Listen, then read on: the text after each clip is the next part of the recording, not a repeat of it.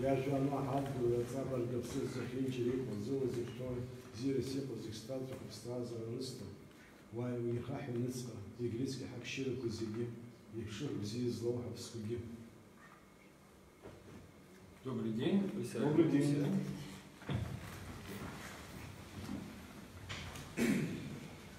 Так, мы с вами продолжаем изучение Священного Писания.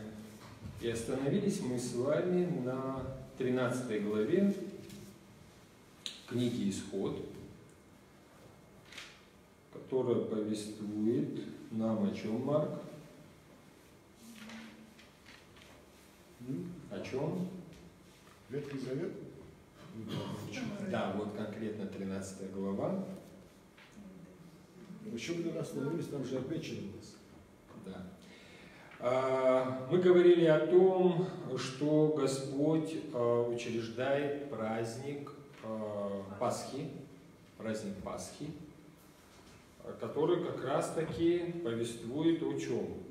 О выходе из Египта. А прообразовательно о спасении всего человечества от греха, потому что Египет – это символ греха. Да.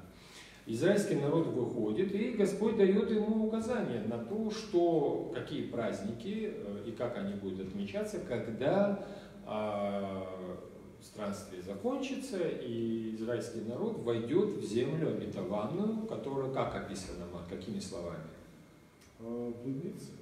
Нет, земля обетованная. И молоко, и да, в которой течет молоко и мед. Мы с вами рассматривали мед, да, это большое количество плодороднейших финиковых пальм на территории земли обетованной, то есть Израиля. А с другой стороны, молоко – это тучность пажити, потому что там могут пастись большое количество крупного и мелкого рогатого скота и приносить, соответственно, человеку все необходимое. Мы с вами говорили о том, что по пришествию израильский народ должен что делать? Выкупать первенцев. Мы с вами говорили о том, что первенец – это символ того первенца, единородного сына, который в свое время искупит весь человеческий род. Вот. Далее мы говорили о том, что как именуется у нас Израиль в Ветхом Завете. Он у нас именуется ослом. Осел у нас чистое или нечистое животное? Нет. Нечистое животное. Соответственно, в соответствии с законом, нечистые животные выкупаются чистыми. То есть первенцы, которые должны приноситься в жертву от нечистых животных, а это верблюды, ослы и многие другие, они должны заменяться чем? Нет, они должны заменяться ягнятами.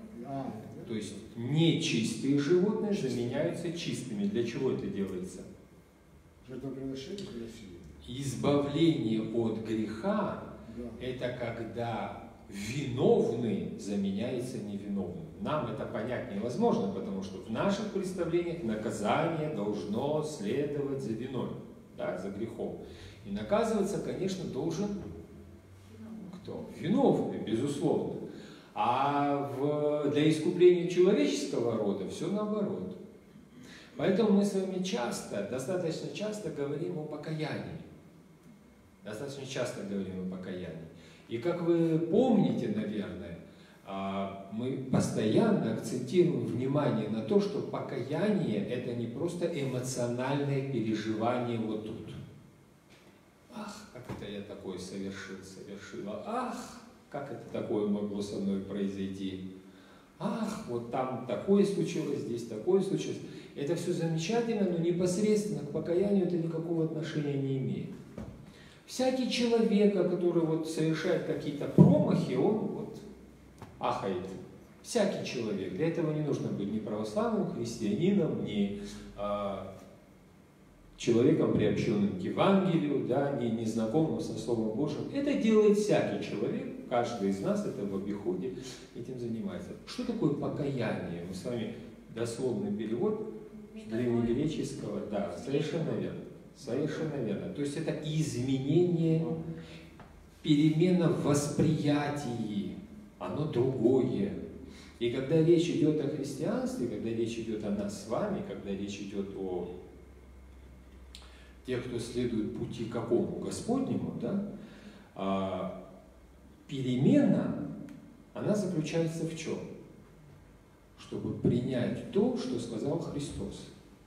Невозможно человеку принять божественное откровение, Евангелие и учение Иисуса Христа вот просто так. Вот знаете, вот лечь там на диванчик, открыть книжку, перечитать ее, и все, и я христианин. Это невозможно. Необходима та работа, которую в Ветхом Завете проводил Иоанн Креститель, последний из пророков Ветхого Завета. Что он делал? Он призывал к изменению. Что он говорил? Сделайте прямыми пути Господу. Какая дорога должна быть прямой? Он себя называл глашатаем, который идет впереди, да? Ну вот в древности, когда какие-то сановники или вельможи путешествовали, впереди их бежали глашатаи, которые возвещали местным жителям, ну тогда не было радио, интернета, телевидения, вот, и сообщали о том, кто приближается. Вот он себя называл гласом вопиющего в пустыне, да, вот этим глашатаем. А о чем он говорил? Какие прямыми нужно сделать стези или дороги? В наше время дороги асфальтируют, когда приезжает какой-то именитый гость или сановник, да? А вот какие дороги надо было заасфальтировать по мнению Иоанна Крестителя людям? Очиститься, покаяться. Да, чтобы Господь смог войти. Для этого нужно было изменить свое восприятие, то есть по-другому посмотреть на, и прежде всего на Творца. И прежде всего на Творца. Изменение должно было произойти внутри человека. Вот о каком покаянии говорил. Это не просто эмоциональное переживание. Ах, я согрешил, я согрешила. Да? Вот так мы ахаем в течение тысячелетий, и ничего не меняется. Здесь другое. Здесь посмотреть другим взглядом, другими глазами. И вот когда Господь говорит об Израиле, то мы с вами говорили, что в Ветхом Завете Израиль очень часто воспринимается как? Как не покаявшийся. Осел — это что за образ? Это упрямство, да. Это упрямство никогда практически не следует тому, что ему говорят. Ну, ты как бы говоришь налево, он направо. Ты говоришь направо, он налево. Ты толкаешь вперед, он стоит. Ну и так далее.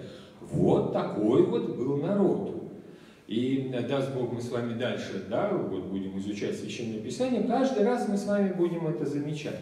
Но речь идет не просто об Израиле как народе, дескать, вот Израиль как народ был такой упрямый, или как он называется в Ветхом Завете, жестоковыйный, да, вот, жестоковыйный, то есть шею не поворачивайся куда нужно, вот. Речь не об этом идет, речь идет о том, что под этим образом подразумевается каждый человек, это каждый из нас, это мы с вами. Вот мы такие по отношению к Творцу. Если нам говорят налево, мы идем направо. Если направо, то налево и так далее. Мы с вами остановились на какой? 12-13 стихе, да? Кто у нас сегодня? Чтец, да, пожалуйста. Давайте 12 стих. Тогда ты должен будешь отдать ему всех первенцев. Все первенцы твоего скота, если они мужского пола, принадлежат Господу. За первенца ослицы отдай бедному. Да, это вот о чем мы говорили. То есть нечистое заменяется чистым. Соответственно, грешное заменяется безгрешным. Да. Только в этом случае можно говорить об искуплении. Далее. А если не хочешь выкупить осленка, сломай ему шею. Да, вот очень жестоко, да? Почему? Потому что плата за грех какая? Смерть. Там это очень, очень жестоко, это там проломить заднюю часть черепа, то есть разбить ее, да, разбить ее. Вот, вот если не выкупать, то вот так. Далее. И за первенцев человека, за своих первенцев отдай Богу. Да, совершенно верно, потому что и первенцы людей, они точно так же приносили жертву. Если мы говорим сейчас о Древнем Израиле, то да. а вот все эти ханаанские племена, шумерская цивилизация и прочее, все древние цивилизации имеют что? Человеческое жертвоприношение. Все у нас... Первенцы убивались? Конечно. Неурожайный год. Вот культ Астарты, культ Вала, да, неурожайный год. Что нужно сделать? Нужно принести в жертву детей, первенцев, чтобы год был плодородный. Вот такое восприятие. Друзья мои, мы же говорили, мы с вами живем в постхристианскую эпоху, когда уже христианство, знаете, заквасило сознание человека. Если возвращаться к натуральному язычеству, да, вдыханию ароматов леса, почитанию деревьев и растений, цветов и камней и так далее, то мы неименуемо опускаемся опять в то состояние, из которого вышли. Вы знаете описание, мы с вами говорили, Юлия Цезаря о кельтской цивилизации, в частности о друидах. Да? Они же не просто были знатоками трав и растений, они людей прекрасно готовили в этом маринаде. Поэтому, если мы говорим назад, так сказать, в язычество, то и в том числе и к жертвоприношению младенца. Для чего? Чтобы восполнить в природе, что значит жить в соответствии с законами природы, да? Ощущать импульсы природы. Что значит? Это значит взаимообразно с ней действовать. И, соответственно, то, что она тебе дает, возвращать ей для восполнения каких-то потерь.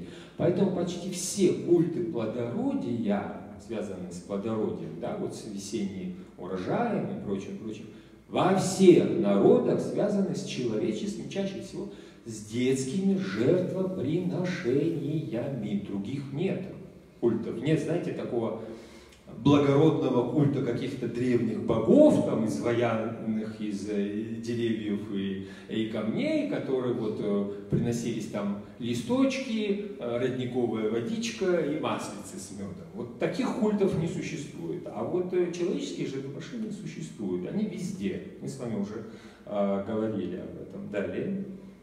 Когда в будущем спросит у тебя сын, что это значит, отвечаем так. Господь могучей рукой вывел нас из египетской неволи. Да. Что значит, когда Господь... Это речь идет о продолжении. То есть весть о спасении, она должна что? Она же не на нас должна закончиться. Господь для чего завет-то заключает? Она должна передаваться следующим поколениям. Кому? Потомкам. И поэтому и сказано, когда в будущем спросит у тебя сын, а кто этот сын? Он продолжатель. Все, что он увидит в детстве, в молодости, он будет дальше продолжать и творить в течение своей жизни и, соответственно, передаст следующему поколению. Вот здесь об этой преемственности информации Евангелия о пришествии Христа, здесь об этом и говорится. Когда у тебя спросит сын, ты ему об этом сообщишь. О чем сообщишь? О том, что как Бог спас наших предков в Израиле, в Египте, в Мицраиме, так Он в будущем спасет все человечество. Вот Евангелие. Верующие именно в это, в Мессию, были выведены Христом из ада в свое время, когда Он пребывал душою, да? В аде, вот тогда Он вывел праведников из ада, что позволило нам на песнопениях церковных что петь? Смерть, где твое жало, ад, где твои силы. Да? Почему мы это на Пасху поем? А кого он вывел? Кто это такие праведники? Что это за праведники, которые ожидали спасения всего человечества, пришествия Мессии? Иов, Авраам и многие-многие другие имена, которых мы даже и не знаем с вами. Вот. Речь именно о них идет. 15 стих, пожалуйста.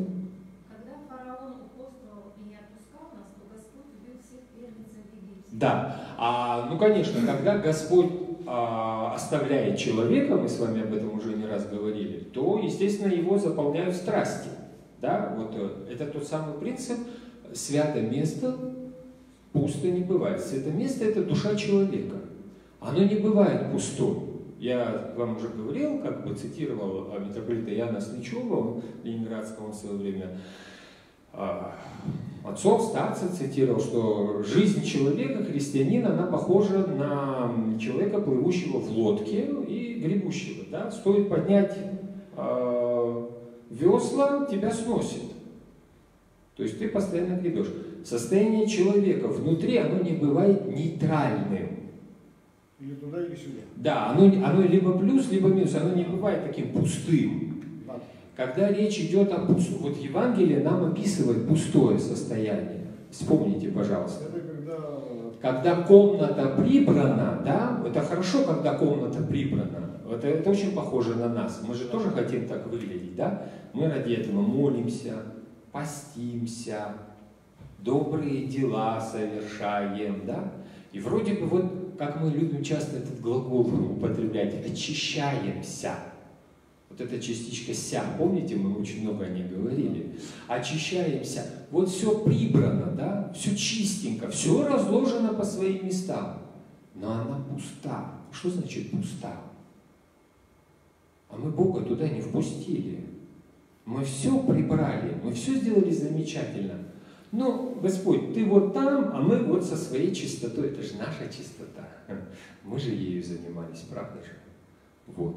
Господь, Он там снаружи. И что происходит с этой комнатой? Изгнанные бесы, говорит Господь, идут по безводным местам, берут каких 7 злейших себя и возвращаются в эту очищенную комнатку. И бывает последнее хуже первого. Вот это состояние человека без Бога.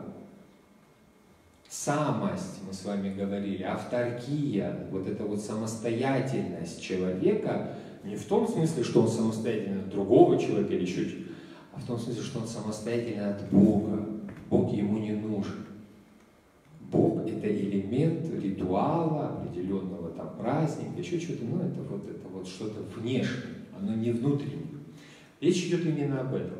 И вот когда Господь оставляет фараона, что происходит? Ожесточается его сердце. Ожесточается его сердце, приходит страсть, упрямство. Это одно из страстей, вы знаете, да? И вот как он описывает, когда фараон упорствовал и не отпускал вас, да, то Господь убил первенцев. Всех первенцев земли египетской. А вы помните, сколько раз фараон менял свое отношение, да? Стоило только прийти к какой-то беде, он вроде бы отрезвлялся. Стоило потом успокоиться, но это же тоже наше состояние, да? Это что за циклы? Это циклы нашего с вами состояния, обычного, жизненного, да? То есть, вот почему всех первенцев мужского пола я приношу в жертву Господу. Это так нужно объяснять последующим поколениям. А за своих первенцев, то есть за человеческих, их же в жертву уже не приносят, да, даю выкуп. Кого? Ягненка.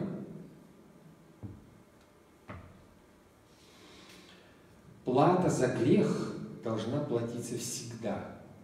Вот не бывает, чтобы грех был совершен, а плата не была заплачена. Вот так не бывает. Если не сейчас, то потом, если не явно, то скрыто. Но как природа не терпит пустоты, как мы говорим, да, вот так, такая фигура речи, точно так же и в отношении греха. Грех не создан Богом. Бог сотворил мир прекрасным и безгрешным. Мы с вами говорили, это определялось выражением древнееврейским «тов меод» – очень хорошо, прекрасно, просто замечательно. Раз грех не сотворен Богом, то он существует благодаря грехопадению кого? Дьявола и человека, да, безусловно. Но раз он не сотворен, то сути он своей, сущности, да, жизненной силы не имеет. Он ее должен черпать откуда-то. А черпать он может только из одного источника, от нас с вами. Это мы с вами можем питать грех как таковой. Поэтому грех в конечном своем счете приводит к чему? К смерти. Плата за грех – смерть. Он высасывает все, что связано с жизнью, уничтожает и искажает. все, что рождается, рождается для чего? Для того, чтобы умереть. И несет на себе бремя болезней, каждый из нас понимает, и смерти. В течение всей жизни страха смерти, который определяет всю жизнь всего живого на земле. У животного в животном мире на уровне инстинктов, в человеческом мире на уровне фобии. Да, на уровне сознания или души.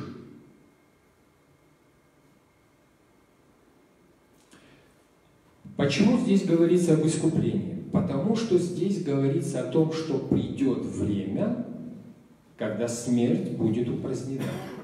Придет время, когда выкуп будет сполна выплачен. Придет время, когда грех не сможет более высасывать жизнь. И плата за грех будет заплачена. Поэтому здесь говорится об этом прообразовательно, об этом выкупе. За первенцев же отдается выкуп. Следующий 16 стих. Это должно быть для тебя как знак на руке, как повязка на челе, ибо Господь своей могучей рукой вывел нас из Египта. Да, и будет это знаком на твоей руке и налобной повязкой меж глазами твоими, буквально. Налобной повязкой меж глазами. Что это? Будет это. Что это? Весть об искуплении. Весть о том, что человек будет искуплен от греха, проклятия и смерти.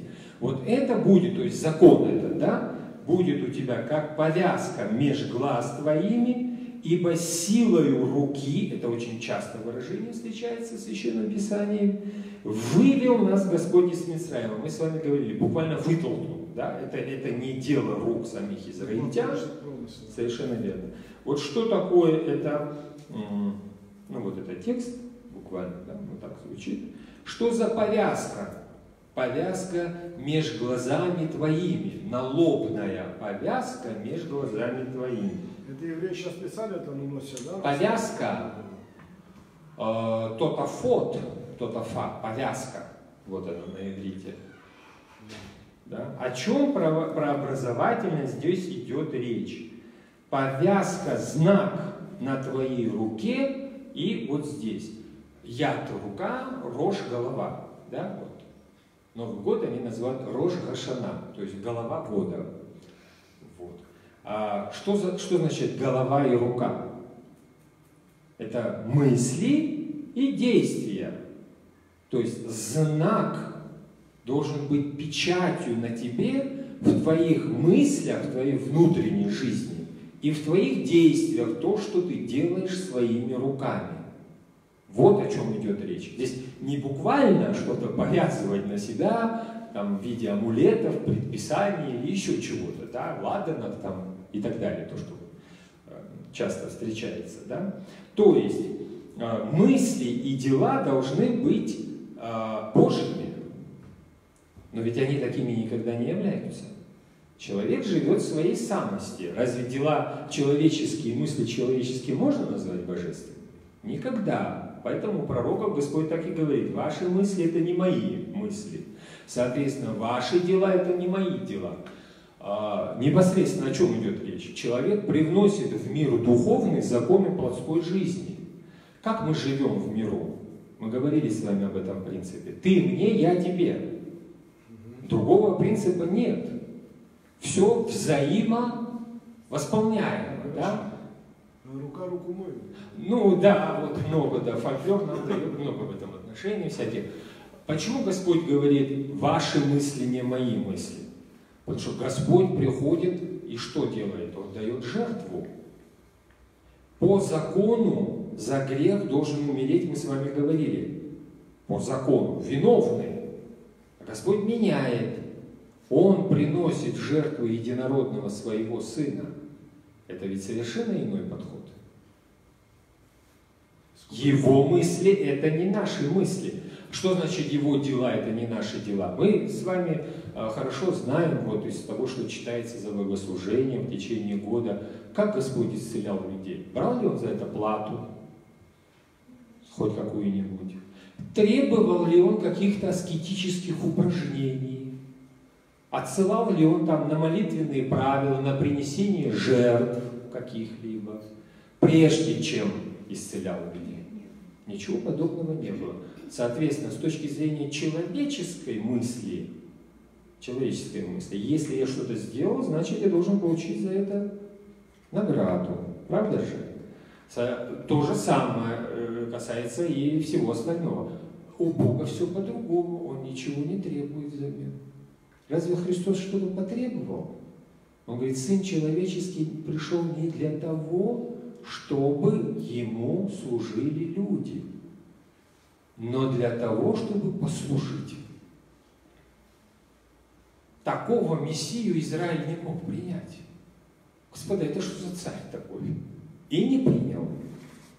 И не принял. Почему? Потому что это противоречит представлениям. Да? Вот если бы, условно говоря, что произошло тогда в притории у Понтия Пилата? Голосование ведь прошло. Понтий Пилат вывел разбойника и Христа. То есть человека, явно совершившего преступления, и человека, не совершившего никаких преступлений. И прошел плебисцит среди народа. Это к вопросу о демократии. Вот, прошел плебисцит. Ну, кого вам отпустить? Вот. И старейшины, там и народ, понукаемый старейшины, стали кричать, впусти нам Варавву, разбойника, убийцу. А что, говорит, сделать с ним? А его распни. Вот свободное волеизъявление народа. Распни его. А кто произнес эту фразу? Это произнес фразу тот народ, который за 5 дней до этого, вербное, как мы говорим, или пальмовое воскресенье, срезал ветви, да, кидал под ноги этого ослика и кричал «Осанна сыну Давидову, благословен грядущий во имя Господне». То есть благословение изливал на этого человека. 5 дней каких-то между этими событиями, и посмотрите, как быстро изменилось мнение этого самого народа. Что значит этого народа? Наши с вами. Это мы с вами подвержены таким изменениям. Это человеческая природа такая. Да? И вот здесь у нас то же самое. Человек не является исполнителем божественных заповедей. Не является. Вот заповеди, они все время на этих каменных скрижалях, бумажных скрижалях, я не знаю, там, уголовный кодекс, конституция, что угодно возьмите. Кто их выполняет? Кому они нужны? Никому не нужны. И, собственно говоря, пишутся для того, чтобы быть обойденными слева, справа, снизу, сверху. Не имеет никакого значения. То есть человеческие дела и мысли, то, что должно быть повязкой налобной, да, повязкой и на руке, то есть действия и помыслы, они не являются богоугодными ни с какой стороны. Почему? Потому что никогда человек не исполнял заповедей Божьих. Вот как бы это ни звучало странно, да? Человек, ни Израиль, ни какой другой народ не исполнял заповеди Божьи. Даже эти 10 заповедей, о которых мы говорим.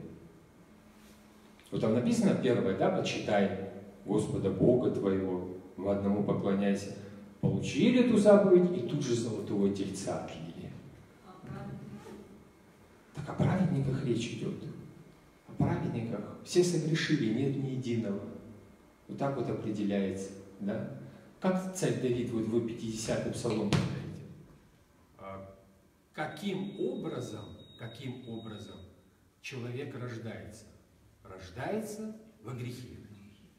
Во грехе, да? А зачат в чем? Точно так же. Если рождается во грехе и зачат, как он живет? Ну уж сами подумайте, да? Что он получает от своих родителей? Он же потомок Адама и Евы. Мы с вами потомки кого? Прародителей, которые согрешили. И праведники, и неправедники. То есть праведность, еще раз повторим, в чем заключалась в Ветхом Завете? В чем эта самая праведность заключалась? Они ожидали Мессию, который освободит их. И он спускается туда и выводит. Кого он выводит? Авраама выводит. Вы же помните икону Пасхи? Авраам. Какого Авраама выводит? Попал он в Египет. Это, говорит, кто? Жена твоя. О, Господи, чтоб меня не убили. Это моя сестра, можете ее забирать. Вот, и забирают ее в гарем. Тот же у царя Герарского, да, то же самое происходит. Вот праведник, уж так праведник. Вот. То есть, ну, какой бы мы ни брали, да, какой бы мы ни брали аспект жизни так называемых праведников, праведность заключается не в праведных делах, которых нет. Которых нет. А в чем? Вере. Там же есть это изменилось по вере. Совершенно верно. Речь идет о вере. У нас ведь в жизни то же самое, друзья мои. Мы как посмотрим, что творят люди, на которых мы понадеялись, да? Когда люди, на которых мы понадеялись, наших самых светлых ожиданий, совершенно верно, да, не оправдывают. Всегда. Всегда. Даже когда это касается родных и близких, друзей, я уже не говорю там о каких-то дальних там и так далее. Ну вот, человеческая природа такова. Вот метания, покаяние, о котором мы говорим, оно в этом и заключается, чтобы увидеть именно вот эту Божью праведность, а не человеческие измышления, то есть сказки, которые мы себя накачиваем из поколения в поколение, из поколения в поколение. И так с Адамом, ну об этом мы еще будем с вами говорить. Речь идет о чем? Речь идет о том, что никто никогда в прямом смысле этого слова, прошу прощения,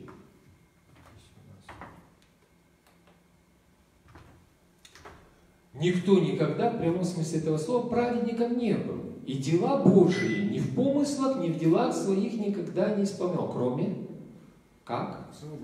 Христа. Совершенно верно. Ушел безгрешен. Совершенно верно. Кроме как самого Господа Иисуса Христа, Бога и человека, который и в помыслах, и в руке своей исполнял и исполнил волю Божию.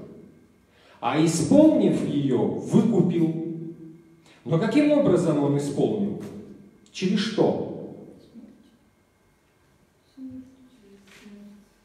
Обратите внимание, мы с вами говорим о налобной повязке и руке. Я вас попрошу обратить внимание на лоб на кресте и на руки на кресте. Вы понимаете, почему плата за грех – смерть? Вот, может быть, поближе. Да? Посмотрите, совершенно верно. Через что? Через искупление. Искупление дается через страдание и смерть. На кресте. Вот таким образом произошло искупление каждого из нас. И никаким иным, никакими молитвами, праведниками, я не знаю, какими действиями там в Иерусалимском храме или еще где-то. Вот где, не в храме. Не в храме произошло искупление человечества. На Голгофе, на лобном месте, где распинали разбойника, в самом грязном месте, во всех отношениях, нравственном и так далее. Да. Вот она, налобная повязка. Вот они, закон на руках. Вот оно, исполнение божественной заповеди. Вот таким образом оно свершилось. Не в чистых багряных там или каких-то одеждах императора или первосвященника. Нет. Вот так вот. Как разбойника.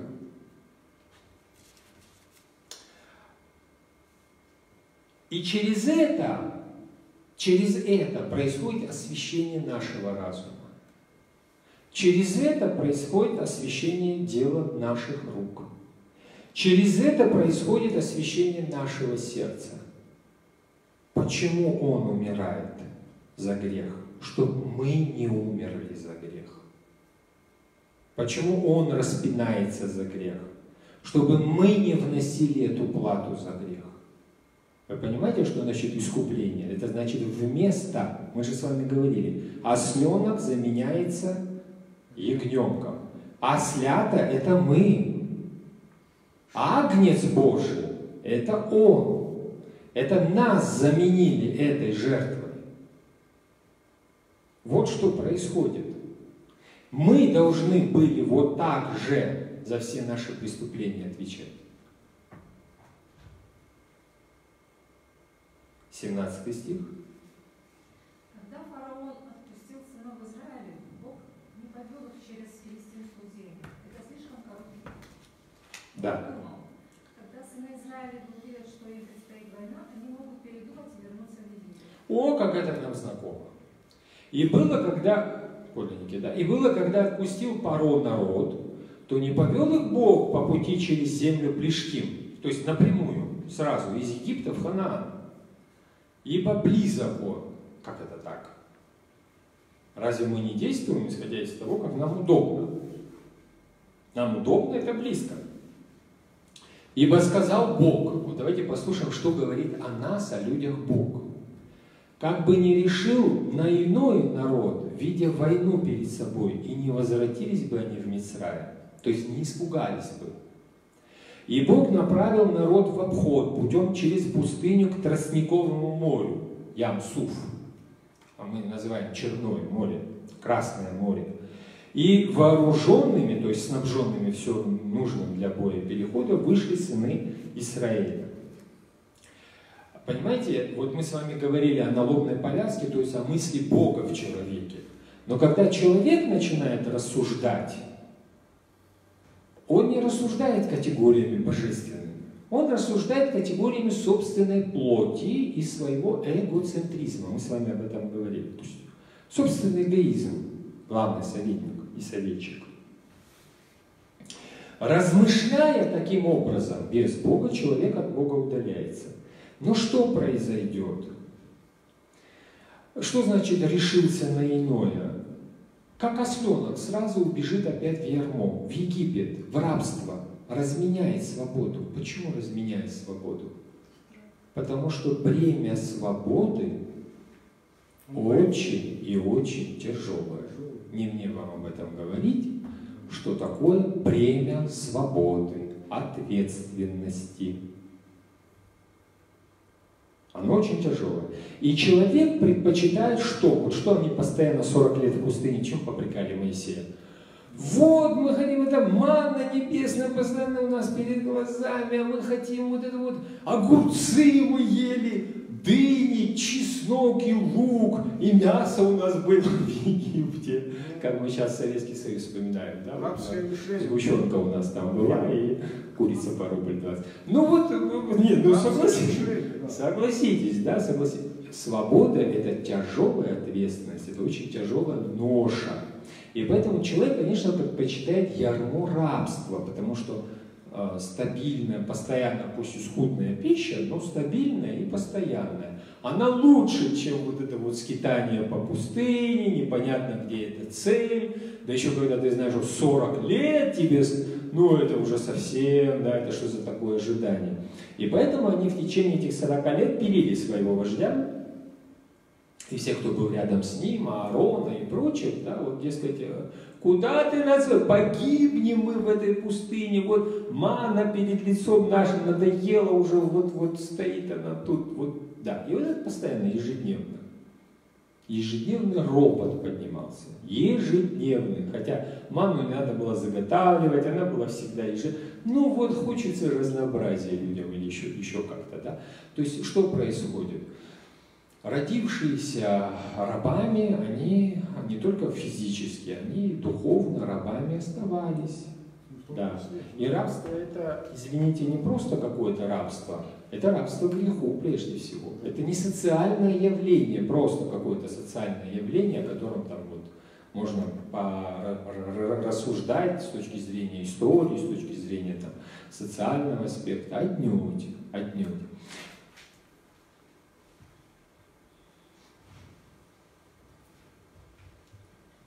Если есть возможность в человеческой природе согрешить, она согрешит. Это слово в аскезе именуется искушением. Искушением. Господь почему делает?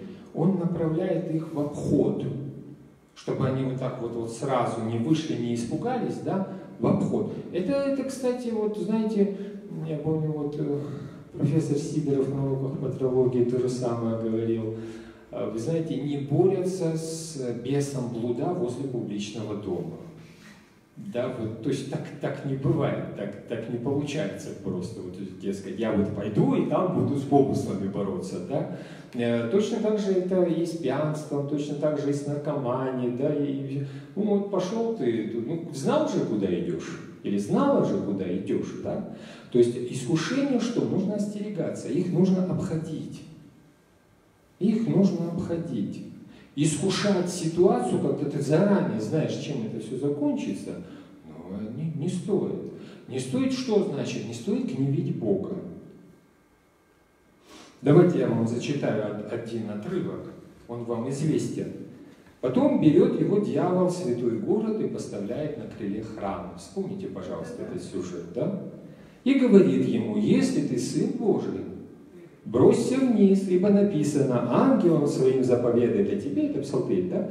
И на руках понесут тебя, да не приткнешься камень ногою твоей. Ну, дескать, Мессия же ты, а что ты боишься? И Иисус говорит ему: написано также: не искушай Господа Бога твоего. Это Евангелие от Матфея, 4 глава, 5-7 стихи. Вот вы вдумайтесь, где происходит такое интересное искушение? Берет кого? Господа. А ставит куда? Храм. Понимаете? Искушение было не где-то в каких-то местах злачных. Храм. Поэтому имейте в виду, в храмах и монастырях те же самые искушения. Потому что в храмах и монастырях те же самые люди из той же самой плоти, крови и греха. И неважно, это у церковнослужителей, священнослужителей. И поэтому вот когда мы начинаем говорить: ах, как такое возможно, ах, это святые люди, ах, это святое место, ах, это все несправедливо, мы проявляем какую-то, знаете, такую ложную наивность. Что от того, что каким-то цветом покрашено какой-то покрой одежды, ну не от Дольче Габбана, но что-то другое, да, вот пошито, что меняется суть? Мы кого? Себя обманываем этим? Проявляем какую-то наивность. Разве эта наивность, она может быть оправдана? Человек остается человеком в одежде любого покроя, в здании любой архитектуры. Поэтому, видите, искушение Господа происходит в храме. Имейте это в виду.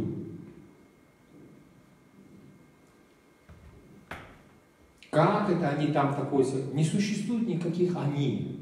Священнослужители, церковнослужители – это не они. Это мы с вами. Никаких «они» не было, нет и никогда не будет. 18 стих. И Бог повел их кружным путем по пустыне, мимо Черного моря. Походным строем шли сыны Израиля, покидая Египет. Моисей унес из Египта останки Иосифа. Да, значит, вот буквально звучит так. И Бог направил народ в обход путем через пустыню к Тростниковому морю, и вооруженными вышли сыны Израиля из земли Мицраим. Вывел к чему? Вывел к Ям-Суф, там, где растет тростник, топи какие-то. Вот туда он их вывел. И взял Моисей, прочтите, пожалуйста. Моисей унес из Египта останки Иосифа. Ведь Иосиф взял с сынов Израиля в клятву, что когда Бог о них вспомнит, они унесут из Египта его останки. Да. Вот буквально так. «И взял Моше кости Йосефа с собою, ибо Йосеф клятвенно наказал сынам Израилевым, говоря, поменет вас Бог». Ну, вы помните, это за 400 лет до исхода, да? «И вы вынесете мои кости отсюда с собою». То есть отца он похоронил, вы помните, 12 сыновей. Он его привез. Иакова, да, вывезли отца в пещеру Махпела и там захоронили, был плач, вы помните, в земле, да, и так далее, и так далее. Затем он вернулся, уже вывозить останки самого Иосифа или 12 этих самых уже никто, как вы сами понимаете, бы не занимался этим. Вот он их заклинает. Вывезите из этой земли. Он второй после фараона. Он управляющий земли египетской. Он достигает пика, которого только может иноземец в Египте достигнуть. И между тем, даже косточки свои он не оставляет в земле греха. Даже косточки свои он не оставляет в земле рабства. Заклинает своих братьев. Заклинает их. Когда вас Бог вспомнит, и, соответственно, чтобы и его участь была в этом воспоминании. Самое главное – это находиться не рядом с фараоном и не в теплом месте, мы его называем креслом, а находиться рядом с Богом. Вот в чем суть жизни. И человек, достигший в своей жизни пика могущества, власти, славы, силы, финансовых возможностей, он думает об этом. Когда он умирает, он думает об этом. Он думает не о том, чтобы построить себе классическую пирамидку. Вы помните, все сановники себе строили вот эти вот хорошие кладбища, да? Вот. Нет, ему это не нужно. 20 стих, пожалуйста. Покинув Суккот, сыны Израиля восстановились в Этаме, Да. что на краю пустыни.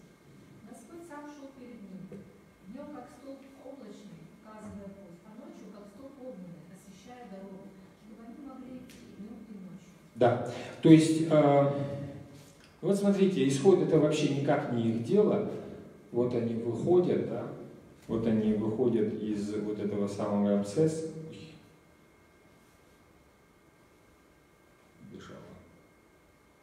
Вот. Они выходят из этого самого Рамсеса, да, земли Гошен. Вот они, вы видите, движутся, вот тут вот они возле Тростникового моря становятся, да, вот, и Гахом, и идут дальше.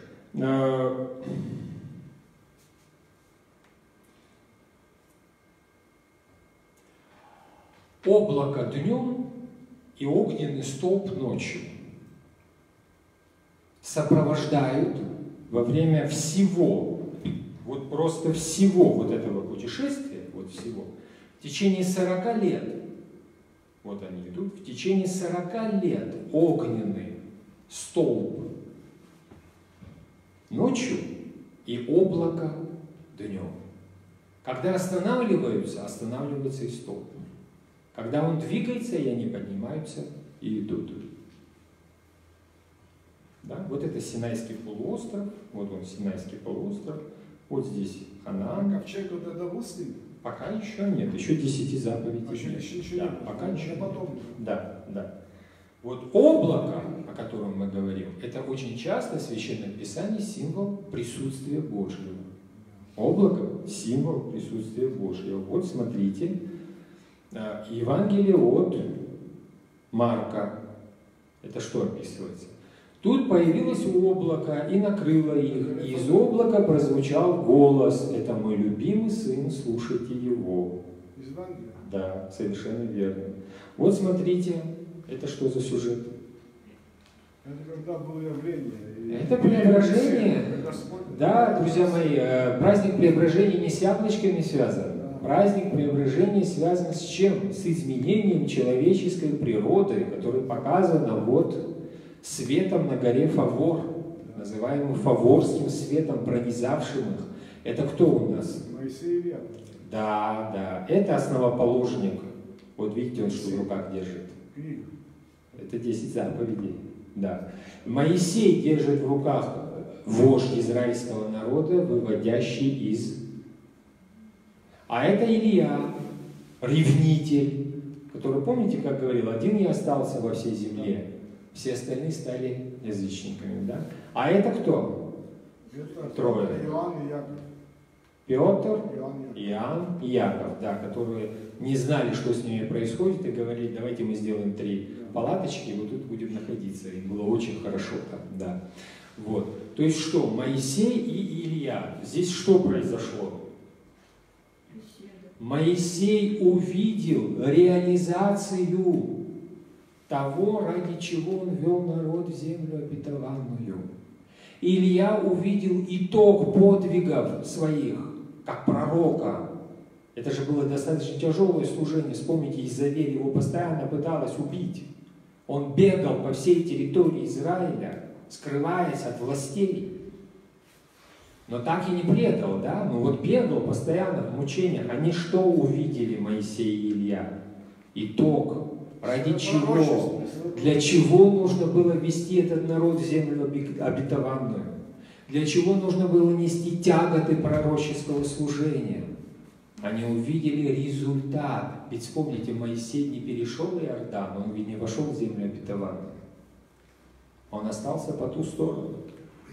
А здесь он не только явился на земле, на горе Фавор, не только явился, он еще и увидел кого?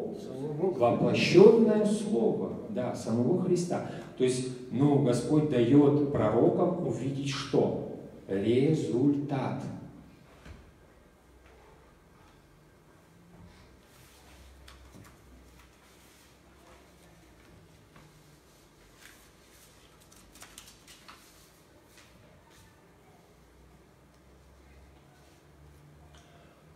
Вот мы говорим, в течение 40 лет огненный столб и облако, да, сопровождали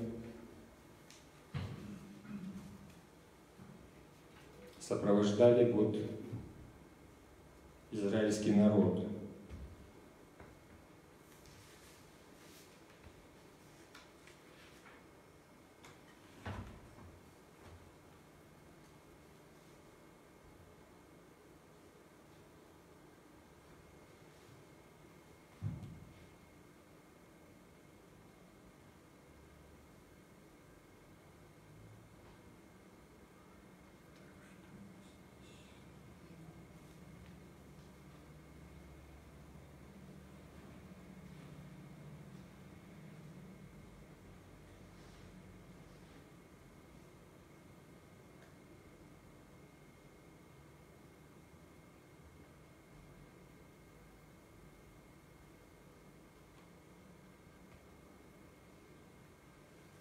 Вот мы читаем пророка Малахию. Кто выдержит день пришествия его, и кто устоит, когда он явится? Ибо он как огонь расплавляющий, как щелок очищающий. Огонь – это символ очищения от греха. Щелок – это вы понимаете, что имеете дело, соды вот хотя бы. Цари гнушаются злодеяний. Да, этот мы пока опустим. В течение 40 лет Господь присутствует вместе со своим народом. Но ведь мы говорим о том, что народ постоянно ропщет. Народ постоянно нарушает божественные заповеди. Народ выступает против ставленников божественных, то есть против Авраама, против Аарона и прочих. Но Господь не покидает своего народа. Вот еще один аспект того, что Его мысли – это не наши мысли. Его дела – это не наши дела. Мы с вами опять возвращаемся к теме избранничества. Что значит избранный народ? Не какой-то особенный, просто его избирает Господь. «Я вас избрал», говорит Господь, «не вы меня». Это касается и нас с вами. Когда мы думаем о том, что это мы выбрали себе вероисповедание, когда мы думаем, что это мы выбрали для себя церковь, мы забываем, мы лишаем себя возможности благодарить. Потому что это Господь приводит нас к себе, а не мы бежим к Нему навстречу. Мы как раз те, которые постоянно закрываемся, скрываемся от Него. Или как те люди, где Гадаринского, да, бесноватого, да, уйди от нас. Вот как мы говорим, когда получаем исцеление. Почему? Потому что мы хотим оставаться наедине со своим эго, со своими болезнями. Нам это ближе, страсти нам ближе, нежели благодать. Благодать не свойственна нашей природе, а грех уже давно наш, и мы его. Рабство, то есть мы каждый раз возвращаемся к рабству. И вот народ израильский в пустыне тоже все время стремился вернуться к рабству, вернуться в Египет. Но Господь свой народ не оставлял. Каждый день, в течение 40 лет, не только манной питал, для поддержания сил, то есть желудок, да, днем в центре, в стане, в центре 12 колен в виде облака, а мы с вами видели, что такое облако, а ночью в виде огненного столпа, ежедневно. Что являя? Являя свое непосредственное присутствие среди людей. 40 лет я с вами. Это не вы идете, это я вас веду. Это не вы сбежали, это я вас вывел. В течение 40 лет. Что бы мы ни делали в своей жизни, какие бы грехи мы с вами не совершали, смысл не в тяжести грехопадения. Смысл заключается в том, что Господь за нас распялся. Он с нами, несмотря на то, что мы делаем. Эта мысль просто так нам в голову не придет. Он с нами, несмотря ни на какие грехи. Потому что Он является кем? Огонь расплавляющий и щелок очищающий. Для него нет понятия страшного греха, после которого человека надо уничтожить, и к нему не подойдешь. Такого не существует греха. Нет греха, которого Господь не очистил. Думать так, это значит, волю сатаны. Волю Божию мы как бы не выполняем, но волю сатаны, да. Вот. Если это помыслы дьявола, вот, непосредственные, это антихристианские помыслы. Вообще, о чем мы с вами говорим? Давайте немножечко подытожим, потому что есть очень серьезное, противоречие, которое присутствует в нашем сознании. Мы всякие противоречия, да, должны, всякие узлы с вами должны развязывать, вот особенно те, которые душе нашей мешают. Противоречие какого рода? О соотнесении справедливости и любви, праведности и милосердия. Вот как они сочетаются, это достаточно для нашей души, для нашего сознания, для нашего сердца. Это конфликтное сочетание. Очень конфликтное. Я вот вам предложу обратиться к книге Притч, чтобы раскрыть для себя, да, о чем здесь идет речь. Вот 16 глава книги Притч, она звучит так. «Цари гнушаются злодеяниями, ведь престол утверждается праведностью». Ну, каждый из вас знает, что человек, когда говорит о земной иерархии, он прежде всего всегда апеллирует к кому? Да, Всевышнему, конечно.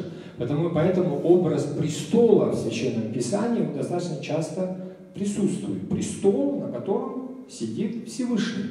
О чем говорит престол? Престол говорит о власти. То есть, говоря, что Бог присутствует на престоле, да, в видениях пророков или вот то, что мы читаем в притчах, мы тем самым подчеркиваем, для чего этот антропоморфный образ нам нужен.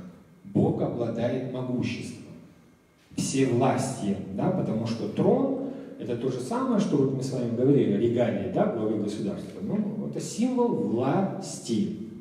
Полной властью, абсолютной властью обладает Бог. Но давайте обратим внимание вот на что. Какого рода у Бога власть? На чем она зиждется? Что это за власть? Он ведь творец мира и земли, земли и неба, космоса, Вселенной, да? А что это за власть, которая утверждается все? Вот смотрите, цари гнушаются злодеяниями, это понятно. Престол утверждается праведностью. Власть утверждается праведностью. Обратите на это внимание. Праведность, ЦДК, это правда. О чем это говорит? Без правды, без праведности невозможно движение вперед. Вообще никакого движения невозможно. Если мы будем сгромождать, двигаться при помощи лжи, сгромождая ложь на ложь, да, она в конечном счете рушится, и вы тоже и в своей жизни, и в жизни обществ, цивилизаций, стран это тоже наблюдали. Ложь рушится, и под своими обломками лжеца. Да, совершенно верно. То есть уклонишься в сторону, не будет ни справедливого суда, ни справедливого суждения. Остается только ложь. На ложных выводах, вы сами знаете, далеко не уедешь. На лжи не может существовать наука, на лжи не могут существовать взаимоотношения, и обманывая себя не может жить человек. Жить в смысле жизни, конечно. Не существования, да, жизни. Вот то же самое и с праведностью Божией. Если Бог несправедливый, неправедный, то это не Бог. Абсолют несправедливым быть не может. Мироздание, мы с вами уже какое-то порядочное количество законов мироздания разгадываем, да? У нас наука есть на этот счет. Вот. Мироздание на лжи не существует. Тов меот, прекрасно и замечательно, мы что-то существующее во лжи никогда не называем. То есть о чем идет речь? Речь идет о том, что в основании престола Божьего находится праведность. Но есть в книге притч еще и, то есть правда. Правда. Она лежит в основании мироздания. Но есть еще и другая цитата. В той же книге притч. Вот посмотрите. Любовь и истина хранят царя. Милостью он утверждает престол свой. Вот теперь смотрите. Мы говорим. Цари... Здесь классический библейский параллелизм. На противопоставление. Да? Вот классический, смотрите. Цари гнушаются злодеяниями, любовь и истина хранят царя. Далее. Ведь престол утверждается праведностью, милостью он утверждает престол свой. Видите, да, вот параллельная мысль идет. Только она с правилами, да, архаичного изложения, она несколько так вот разделена и противопоставлена. Любовь и истина хранят царя. А там мы говорим, что царь зло держит от себя подальше. Да? С другой стороны, что утверждает престол? Праведность. А что еще утверждает престол? Милосердие. Хесед. Еврейское слово хесед означает преданность, верность, лояльность, милость, доброту. Милосердие. Это слово мы с вами уже встречали. Это синоним благодати в Ветхом Завете. Это благодать. То есть правда и любовь или милосердие, праведность и доброта – вот основание мироздания. Вот на чем держится престол Божий. Праведность и любовь. Это два столпа, два основания. Я не знаю, как назвать, как угодно назовите. Вот на чем это все держится. Вот тут возникает вопрос. В человеческой жизни такое сочетание возможно? В нашей с вами жизни, в окружающей нас среде мы видим такого рода сочетания и праведности, и милосердия, и правды, и любви. Нет, конечно. Почему? Почему? Мы так живем. Почему? Начнем с правды. Вдруг наше эго говорит: я прав, права. И все, не остановишь. Просто не остановишь. Этой правдой рушится, разрубается все, что только можно. Высказывания, отношения, связи, что бы ни было, я ведь прав. Правда же? Я ведь говорю только правду. Исходя из этой моей правды, весь мир вокруг погряз в неправде. И вот я, как единственный, критерий, понятно же, что я же критерий, да. Только я ведь вижу, что такое закон. Это же тоже понятно, да? Я начинаю крушить все, что есть вокруг. Социальные отношения, государственные, семейные, дружественные. Все. Исходя из чего, друзья мои? Исходя из чего? Из правды, праведности. Но прежде всего нужно что? Ощущение собственной праведности. Чтобы вот оно стало, меч справедливости разил до самой глубины, я должен почувствовать праведность за собой. Из чего-то же исходить надо, правда? Значит, нужно ощущение собственной праведности. Вот исходя из этого, я уже судья нелицемерный и нелицеприятный. Как я говорю, вот это и есть последний источник. Да. Ну что это за действия, к чему они приводят? У каждого из нас есть свой маленький опыт, есть большой опыт страны, общества. Да? Ведь все, что не делается, делается из добрых, правдивых побуждений. А дорога все время в ад. А побуждения добрые, справедливые, а дорога в ад. Получается, что у нас справедливость и праведность ведет. Да. Почему так происходит? Давайте другой аспект рассмотрим. Любовь. Любовь, всепрощение, безнаказанность. Если я люблю, я в этом аспекте, деле, отношении, обществе, я недостатков не вижу. Все, Боже мой, любовь застилает глаза. Это такая страсть. Я не вижу никаких щербинок, я не вижу никаких... Все. И получается безнаказанность.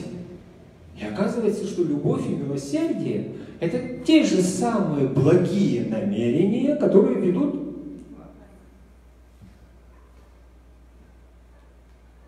Почему у человека так происходит? Потому что человек не может сочетать праведность и любовь. У него маятник креном ходит.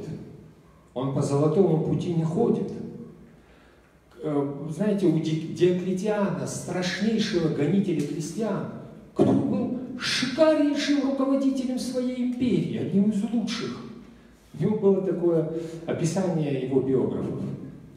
Кого он любил, того любил до конца, но кого ненавидел, христиан он ненавидел. Тысячи и десятки тысяч мучеников как раз вот в этот период. Он предшественник Констанция Хлора и потом императора Константина.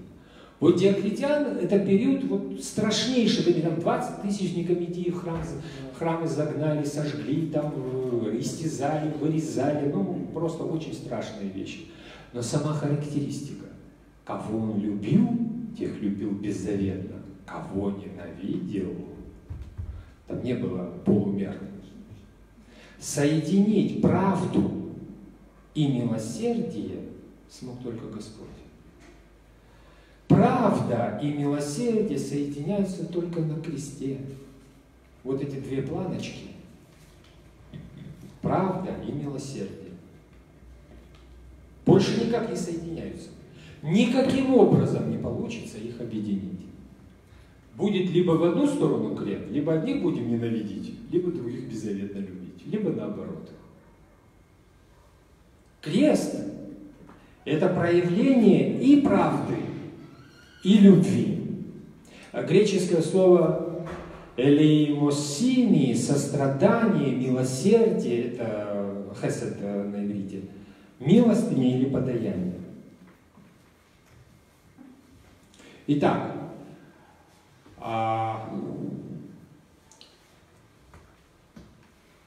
Сын Божий умирает на кресте для того, чтобы удовлетворить божественной праведности. праведности. Слышите? Потому что престол Божий утверждается праведностью. Но умирает не грешник. Умирает не тот, кто должен умереть. Кто должен умереть? Каиафа, Анна, Понтий Пилат. Вот кого нужно вздернуть по справедливости на крестах. Иуду, ну так это я вообще молчу как. Ничего подобного не происходит. Умирает не грешник, умирает на кресте праведник. Это проявление любви. Итак, еще раз. Умирает на кресте за нас, за грешников, праведник. Это проявление любви. Умирает, чтобы удовлетворить божественную справедливость, потому что грех наказывается смертью. Это праведность. Крест, крестная жертва – это совершенно безукоризненное сочетание правды и любви, истины и милосердия. Безукоризненное сочетание. Обратите на это внимание. Любовь не в том, чтобы погиб грешник, но и в то же время грех не должен существовать. Грех не может остаться. Грех и божественная праведность, как, вы помните, мы с вами говорили, да? Как тает воск от лица огня, так да погибнут. Да. А грешники, разве Бог хочет гибели грешников? Они погибнут, потому что они грешники. Но разве Бог хочет гибели грешников? Разве Он не ждет их изменения? И вот чтобы этого не происходило, на крест восходит праведник. Сам Сын Божий. Вот в этом, что ну никак, просто так в голову человека, знаете, это ни Овидий, ни Гомер не придумал, никакие древние баснописцы, ни Вергилий это красиво изобразил. Это просто прийти ни поэтам, ни писателям, ни художникам, ни скульпторам, ни зодчим в голову не пришло никакая, с позволения сказать, творческая интеллигенция древности, да, нам не сродила этого. Там Дикео, мы с вами говорили, справедливость, согрешил, наказание, эти вот, которые пряжку жизни придут, да? Одна о длине заботится, другая о справедливости. Над ними-то всеми закон справедливости. То есть за преступление нужно наказание. И только Христос дает нам что-то другое, совершенно иное.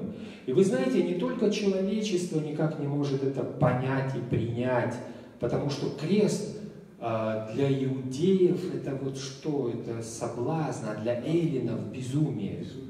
Для иудеев соблазн, с точки зрения ветхозаветной праведности, это соблазн. Ну как это? Ну, какой-то грешник на кресте. Ну это так не должно быть. Мессия не может так умереть. А для эллинов, для язычества, но для мысли развитой, философской, человеческой мысли, человеческой мудрости, это безумие. Как это умереть, чтобы спасти мир? Что за глупость? Это безумие. И этим не только эллины или иудеи, или человечество соблазнилось. Слушайте, сам дьявол на это попался. Сам ад. Дьявол-то для чего входил в Иуду? Вы помните описание Тайной вечери. И вошел дьявол в Иуду. Он его, да? Для чего вводил, а может быть и не выходил, из первосвященников и священников Иерусалимского храма? Вот. Для чего Понтия Пилата, да, вот это вот лицемерное, да, омовение, нет на мне греха вот, за этого праведника. Он думал, что убив Христа и завладев его душой в аду, все будет точно так же, как и с Моисеем, с Авраамом. Но они что же умирали? Давидом и всеми остальными. Он обманулся. Он заглотил наживку. Об этом пишет очень интересно Григорий Богослов, можете почитать об этом. Он заглотил наживку, которая его изнутри уничтожила. Потому что когда мы видим икону Пасхи, Христос, когда наклоняется к праведникам, вы увидите разрушенный ад. Там валяются эти самые доски, ключи, замки, еще чего-то. Это все валяется, разбросано. Там взрыв произошел. Ад, проглотив эту наживку, не смог ее удержать. Христос воскрес. А почему не смог удержать? Ад удерживает только то, что свойственно его природе. Удерживает зло. Во Христе зла не было. Греха не было. Не было за что крючками зацепиться. Не было на что поддеть. Более того, не то, что не было, оно еще и разорвало. Поэтому пасхальные песнопения так и звучат. Достаточно иронично. Ад, а где твоя? Да? Сила, жало смерти, где? Где их нет? Упраздняется страх смерти. Упраздняется страх смерти через сочетание праведности и любви. Поэтому и говорит апостол: любовь вон изгоняет смерть.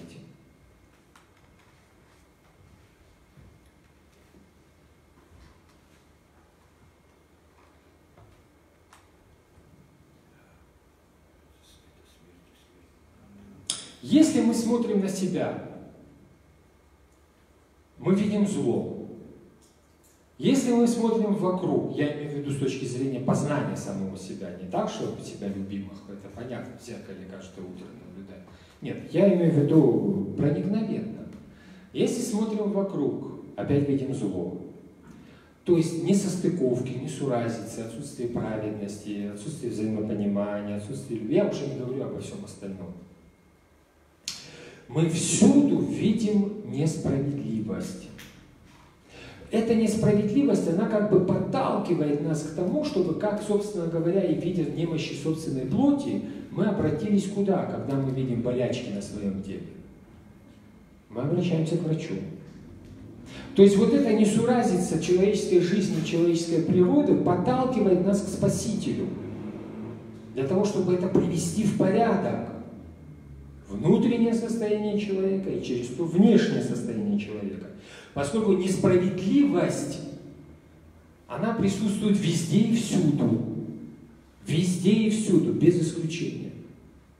И вот люди идут, если это религиозные люди, они идут к своим жрецам, раввинам, мулам,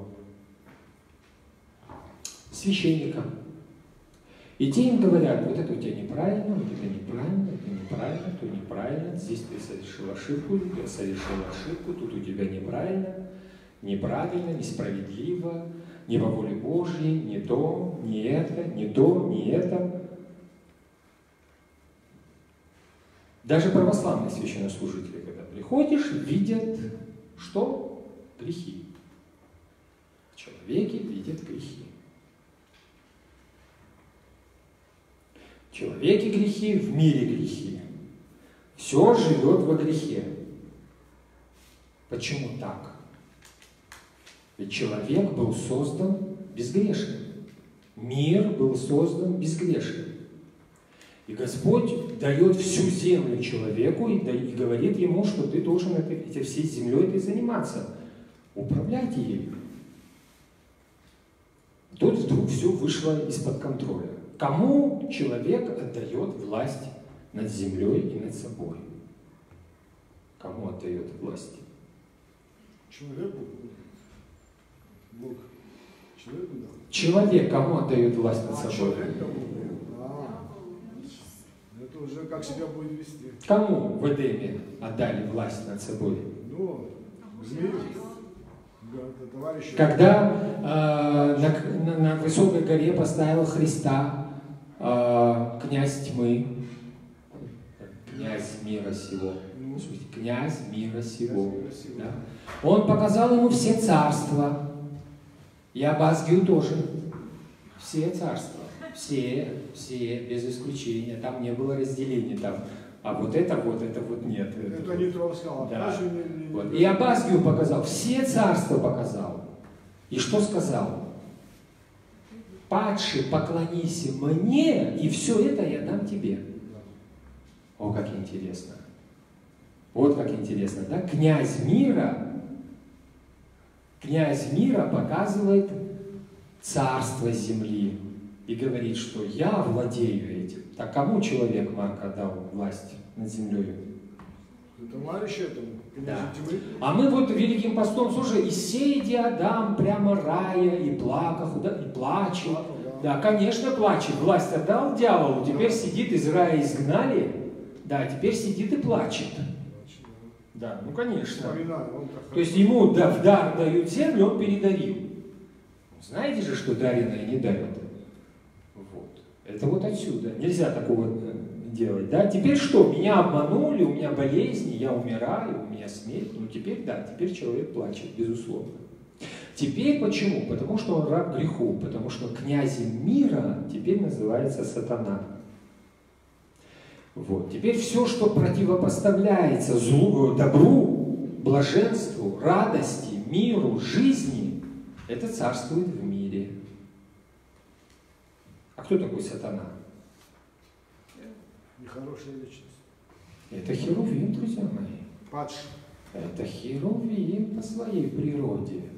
Это не что-то там. Зло, как мы говорили, керуб. Керуб. Керуб.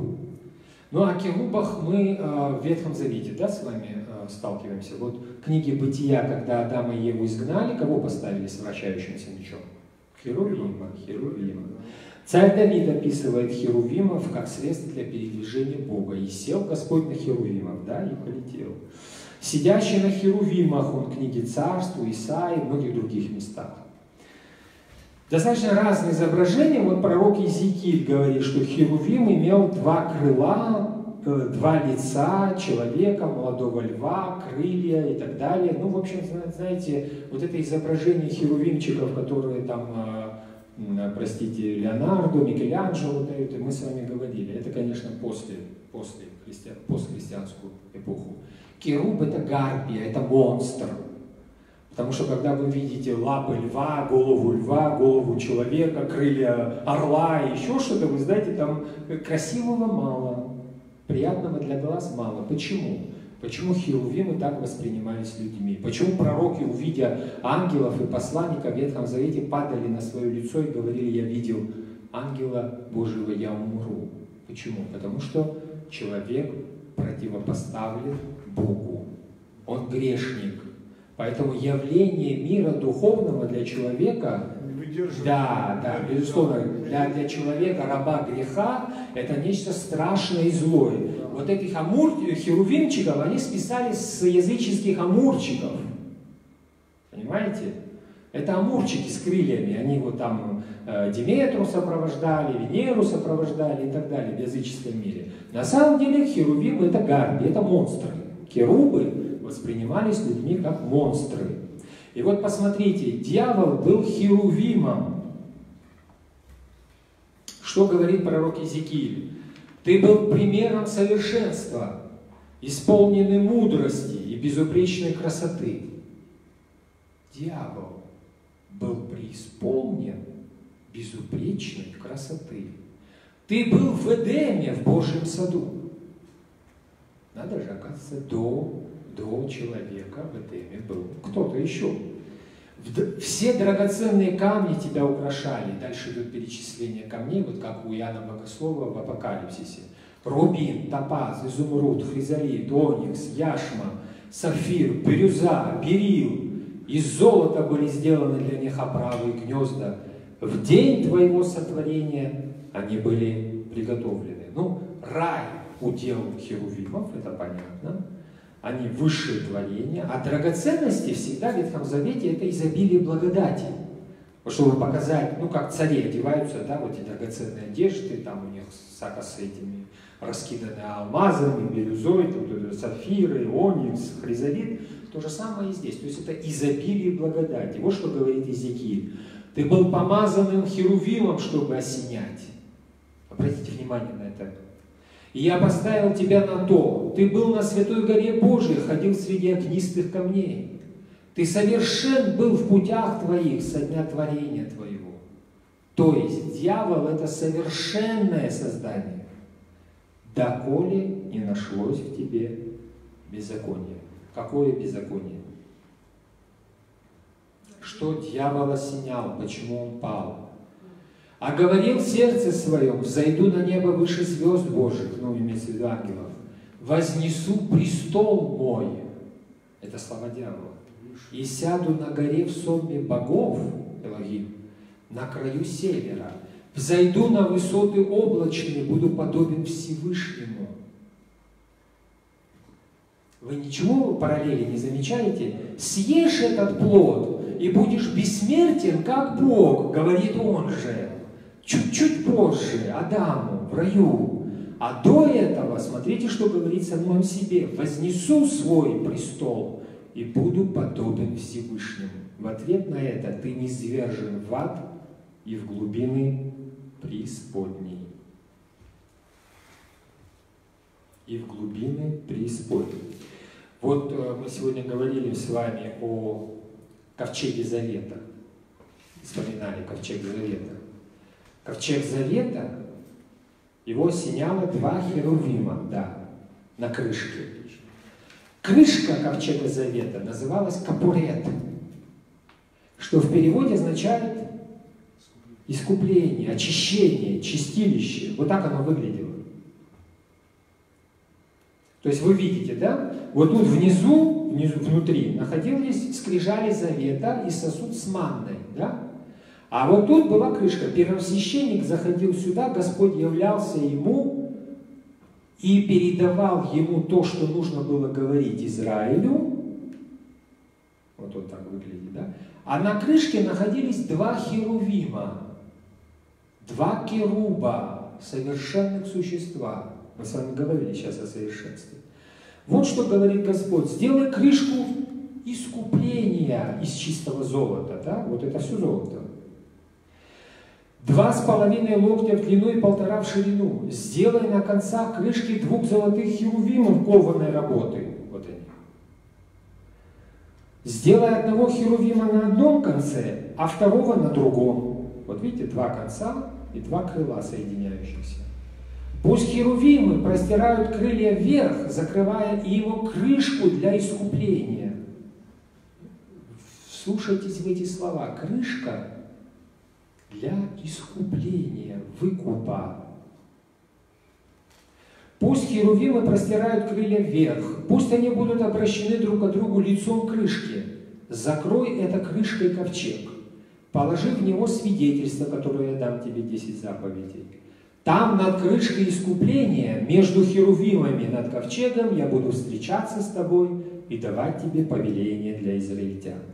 Господь является человеку, Моисею, Аарону, там вот первосвященникам, вот здесь, на капарете, крышке искупления. Массивная золотая крышка, вот, которая сверху. Давайте вернемся. Что говорит Господь дьяволу? Особенно обратите внимание на красное. Ты был помазанным херувимом. Для чего?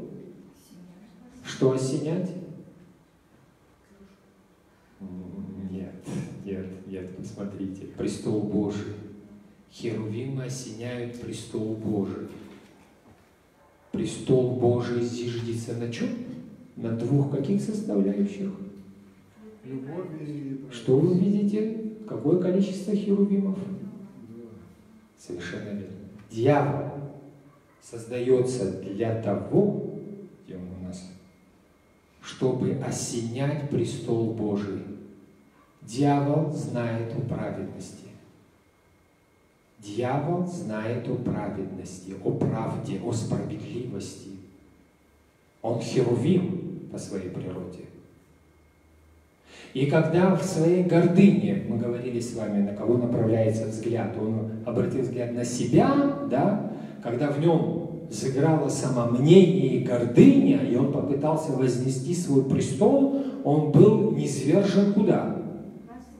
В ад, совершенно верно, преисподнюю. Этот образ, он, понятен, для чего дается нам, да? Но зная о справедливости, он не остался в аду один. Он явился кому в Эдеме? То есть в Эдеме была еще и предшествующая цивилизация, только это не инопланетяне были. Это не инопланетяне были, это был херувимы. Мир ангельский. Да, мир ангельский был в раю до. сотворения Адама. И он видит, что вместо него мир отдается человеку. А ведь когда-то он блистал. И почему возникает вот эта интрига? Но сейчас мы с вами до книги Исход, да, как бы говорим, до изгнания Израиля. Интрига в чем заключена? Он знает, что по справедливости грех должен наказан быть с чем?